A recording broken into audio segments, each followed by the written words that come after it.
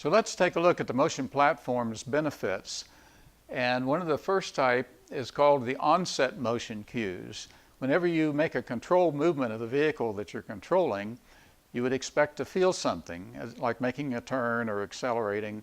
And so the onset of doing it can be done quite effectively with a motion platform. The illustration shows the platform that sets up on top of the motion platform legs, and a pilot, if you will, sitting in roughly this location where the cockpit would be. And so the motion type that he feels needs to be about him and that point, not about some other point. So the onset cue just gives you the little bump that confirms that you have done something. And it's a correlation cue and a confirmation cue that you have done it, and it adds to the realism of the simulation experience. But all you have to do is have a small displacement of the system to give the onset. However, now that you have given the cue, you have to get rid of it in a way that's not perceptible.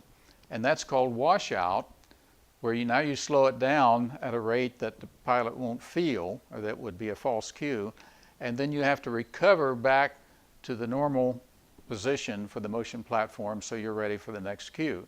So it's really the washout and the recovery that uses up most of the leg's displacement. Another type of cue is gravity align cues, where you are using the force of gravity to help give a sustained cue. And this is a lot trickier and is susceptible to a lot of false motion cues, so it has to be used very carefully in the motion drive equations. And we're going to get that in the next slide group, a better understanding of that.